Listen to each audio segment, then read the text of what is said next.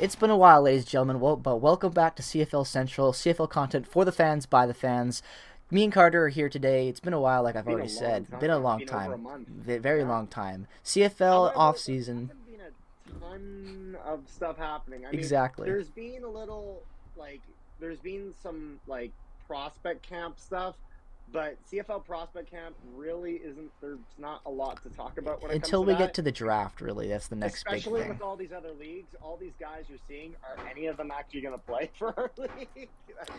And that kind of brings us to what we're talking about today, Yeah. and that is the future of the CFL and these potential rule changes and earth-shattering changes that would happen to the CFL, and what they're talking about. And we're obviously talking about the 4-down conversion potentially going down to 4 downs instead of from 3, and other proposed things as well that's just been kind of coming out over the last, I would say, few months, but it's kind of started to heat up in the last few weeks, 3 weeks, about actual in-depth details about what potentially the owners in the league itself is just you know what I mean. You guys know what I'm talking about. Just the idea of this spitballing, basically, because let's be real. At this point, it's just throw at whatever at the wall and see what sticks, right? They're just trying to get some type of ideas generated within the ownership, and I'm okay with that. But some of these ideas I'm not. So Carter, why don't you start us off with some of these proposed rule changes that the CFL is talking about right now? So, I mean, well, in terms of proposed rule changes, really the only one that's really being talked about is the switch from 3 to 4 downs, which is a pretty major one. And I feel like this is a very interesting article. It's from 3 Down Nation, so, I mean, that's where probably majority of people get their CFL news already. Absolutely. And there's a few changes that they said if you're going to change from 3 to 4 downs, there's four changes they can think of that you should make before that. So they talk about the play clock and how the 20-second play clock doesn't actually speed up the game. I don't really have an opinion for or against the play clock. I don't really care that much when it comes to that. The big one that's interesting that, Jake, I know you got a pretty strong opinion on this, is ending the salary cap. Mm-hmm. And at first I wasn't sure how I felt about it, but Jake, you presented a pretty good point about it. So let's hear what that is. Well, I'll get one thing set off straight for the viewers out there, is that I am pro salary cap for almost every league except the CFL, and I'll say why. And it is a different beast. It is a league only based in Canada, full of players from other countries that have to come to Canada. And it is not the top of.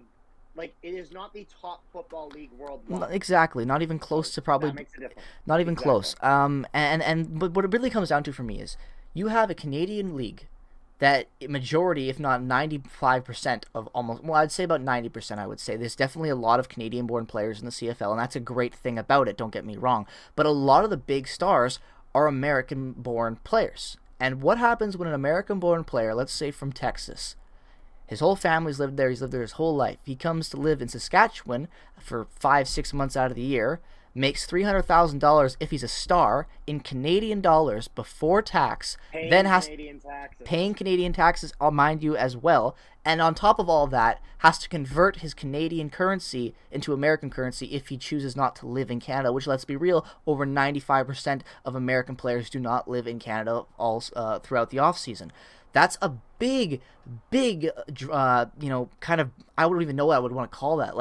It's just a sore, basically, you could say, about the CFL. It's something that you can never move away from if you have a salary cap, because these guys are going to have to make less money. They're going to make less money anyway. But what it comes down to for me, and where I'm going with this, is if you want to be able to attract legit talent, I'm talking about major news talent, stuff that gets every fan base hyped, and guys that don't even care about the CFL, have never watched a game in their lives, actually go out and buy tickets to go to one, is big name players. We saw this with Rocket Ishmael back in the 90s. That's a very good prime example of a top prospect, a top beast player in the South, wanting to come up with the big dollars and getting paid with all the Canadian, and getting getting that money. And with the way the CFL is set up right now, let's be real. I can't remember off the top of my head, but Nick Dembski is currently the highest paid wide receiver in the CFL. He set the record this offseason by signing with the Elks. You're talking Kenny Lawler, you mean? Nick Oh, Kempsky. excuse me. It's been so long, ladies and gentlemen, since I've talked CFL that I've forgotten half of the teams exactly. But yes, excuse me. Kenny Lawler became the highest when he signed with the Elks. And I can't remember the exact contract, but I want to say it's like 285K, like near 300,000. I think is what it is. I think it's 300,000 if you include signing bonuses. Exactly. So it's a hefty contract. Don't get me wrong, but Yeah. to get big name talent, you're gonna have to compete with money that you don't really have to spend in a cap era. So if an owner wants to choose to spend his own money to try to make his team more profitable, I think that should be allowed, because at the end of the day, these guys still aren't going to be paying million. Like, you're not going to see a $300 million contract be given out in the CFL. It will never happen. But maybe $1 million contract, or even a $2 million contract to a older player that has still a lot of draw with his name, who's in the Someone NFL. who be the face of the league. Exactly. Someone that's marketable. That's what the league needs, is marketability, and they don't have that. If any Americans want to watch CFL, seeing recognizable players absolutely makes it more appealing. And we're not just talking about recognizable players that have like played a couple games or a season. Like, we need staples in the football world. For sure. And all this stuff about the salary cap and the 4 downs, this all kind of barrels down to one thing. And because the goal of going to 4 downs, if they decide to do it, or if they're even considering it, is to attract more interest. There are other ways you can do that, because, I mean, like, one of the things that I feel like is most interesting when talking about the switch from 3 downs to 4 downs to attract more fan interest is how it even became that in the first place. So if you go back in your history books, rugby football, as it was called in the 1860s, in Canada and the United States, started out pretty much the same. It was 3 downs in both. So the United States was at 3 downs as well. In 1912, that changed. That is when the Canada went to the 4 down system. The Americans stayed with 3. With the exception of that, almost the rules, like, as much as there were little changes here and there, they stayed along roughly the same trajectory. Now, there were a few changes before that. The original football actually had 15 players in the field, and so there was a lot going on. But it's one of those things that's interesting, because, like, I mean, like, if the CFL takes away one of the things that makes them unique, there's a few possible things that will happen. First off, you will piss off a lot of already existing CFL fans. You will. That is one. Like, I have looked at, I've heard a lot of Americans who watch this league who said that, they get their college football, they get their NFL. The only reason there is to watch CFL if they want is because it's different. If it was the same, there would be no interest. No one would watch it, because no one would have to, because they could get that experience somewhere else. Exactly. And if you do that, because, I mean, like, one of the things, like you were saying, that's so appealing for these Americans when it comes to the salary cap is that, I mean, obviously, yes, in other leagues like the XFL and the USFL, they're getting paid in American dollars. So you need to get those guys up into Canada. You got to make it more appealing. That means you got to raise the money. Then you got to do that. You have to invest. You have to put money into it to get money out of it. Exactly. So that's how 100% in sports. And that's how you get the players. And in terms of getting the fans, you have to offer something that no one else can. So if you get rid of that, I think that's how you kill this league. I think you're completely right. If you try to mimic something that's already successful, like ask yourself this question, ladies and gentlemen: when in history have you really seen things that worked out when you copy someone else? Especially when you've got your own thing going and you're trying to change. Copying doesn't work. It doesn't, especially in the sports world. What makes sports enjoyable in the first place for almost everyone that enjoys sports is uniqueness. Everything is different when they watch it. Hockey is different from basketball, football from rugby. It's stupid. It's self-explanatory. You don't even need to say it, because every sport is different and it has its own enjoyabilities. And to see in different leagues that present different viewing options are the exact same thing. And compared to hockey, some people like AHL hockey more than NHL hockey, a very small percentage, but some do, because they're old school and they like that type of physical fighting and that older type of old school type of hockey. Now that obviously changes in time, but again, it's hockey, same sport, exact same preference, and hell, even the same players playing in the same league as the NHL, but it's a different game and they enjoy it more. It's the exact same thing for this with the NFL. especially when it comes to hockey, if you look at examples in history for that, even if you look at something like the WHA and these teams being willing to fork over these bigger contracts, they pulled names over. The WHA was doing pretty decent. They attracted talent. And it wasn't until the NHL learned they had to start paying their players a bit more that when they went belly up, they were able to bring the fans back, because they were losing players and like tons of players, tons of talent, and tons of interest and eyeballs to the WHA. And it wasn't until they adapted that they figured it out. And I feel like the CFL needs to adapt and do you necessarily have to get rid of the salary cap? Not necessarily, but at least dramatically increase it significantly. Exactly.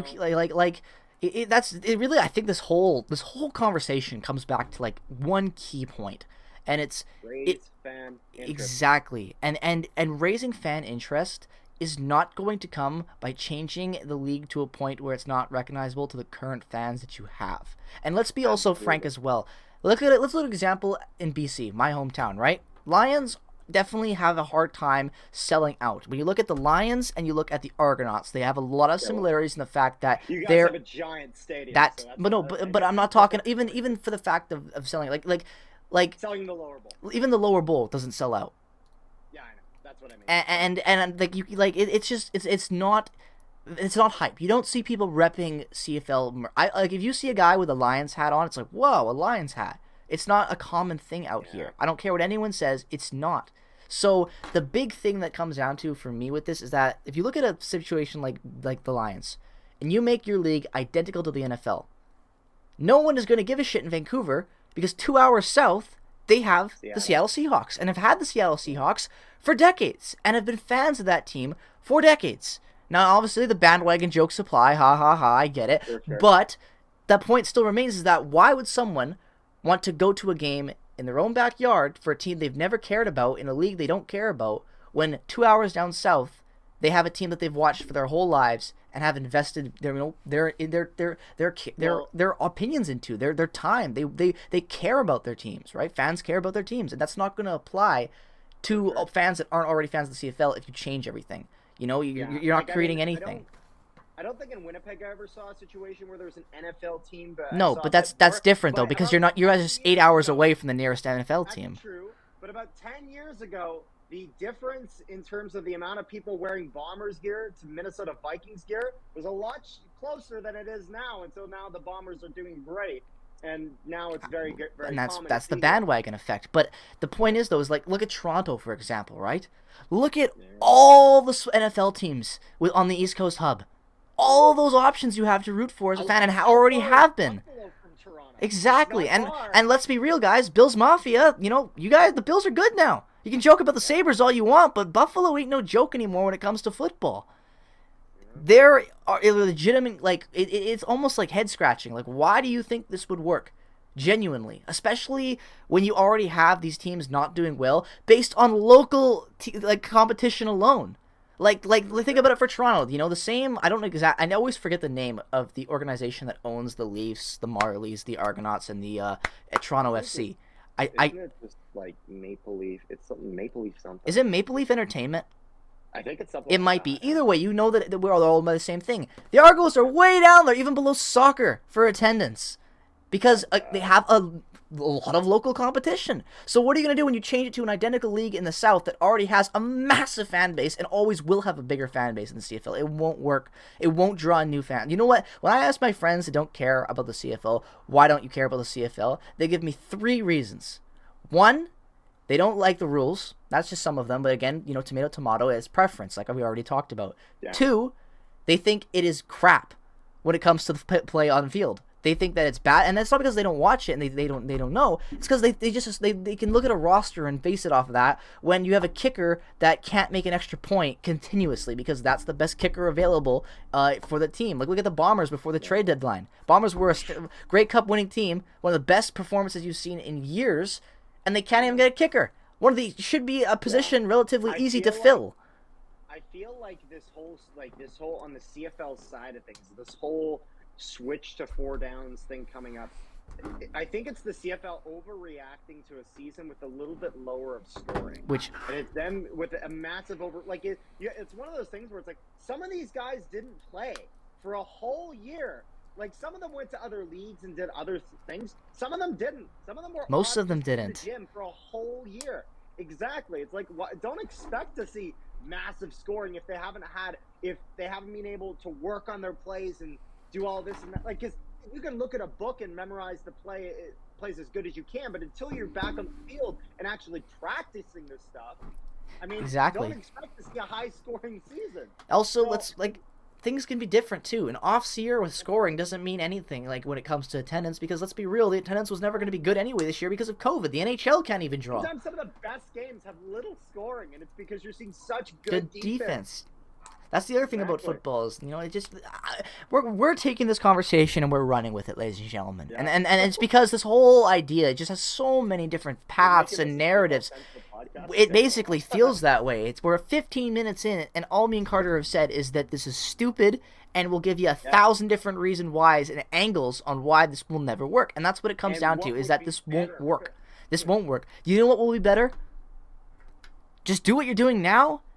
Change the cap, or just try to bring in. That's the other thing too, but that's a completely different conversation. That's a completely different conversation for another video, because that's a completely different beast. Because if you go on the CFL website, that should tell you enough about the current state of the CFL and how they are with the modern fans and social media and everything like that. It's a joke. You don't even get highlights on YouTube until a week after the game sometimes. 20 minutes. If that. Sometimes up even faster, because they have like the 3-minute version where they only show you the goals. Yeah.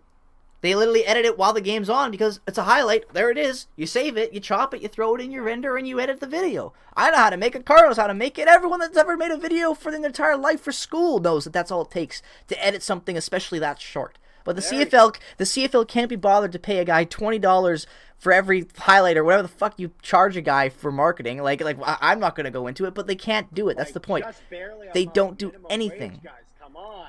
You don't have the money for that. You can't. But you don't have the money for that. But you have the money to do all the other stupid things that the CFL does from time to time with their marketing. Like, it doesn't work. Or getting really no-name songs to be the cover a song of the season. Like the marketing choices are just not good. Yeah. The CFL. And you know what? You want to know how you modernize the CFL? Put a guy in there that's like 35 years old as a commissioner, and let him run with it. Because clearly this old breed of owners and everything like that, they don't know what they're doing anymore. Basically. Yeah. You see younger owners coming up. The Lions getting a new owner. He's not like super young, but he's middle aged. Elk's owner is pretty young, if I'm not mistaken. Like, these are guys that are going to know how to carry and direct this in the modern day age. Hopefully. You need more of that in the CFL. But, again, I digress. The point of my opinion on all of this, guys... Randy Ambrosi is 59. Just search that up. 59 years old. So, yeah, I don't think him on social media and TikTok is going to be the way to grow the game, ladies and gentlemen. But, yeah, Carter, at the end of the day, I'm just going to tell you straight up, no. I don't want to see the league change to a point where it's not recognizable. That's all it comes down to for me.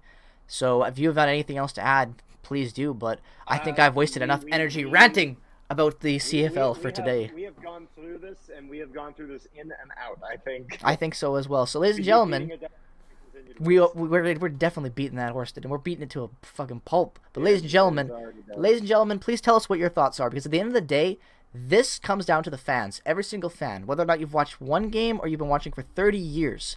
We'd love to know what your opinions are on all this talk about changing the league and restructuring it to a point of unrecognizable. So let us know, please.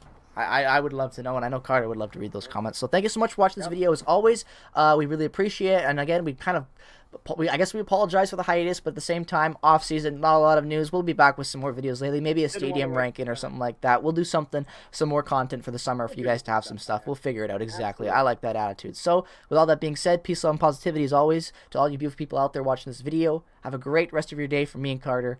Go Bombers, go! And CFL, don't be stupid.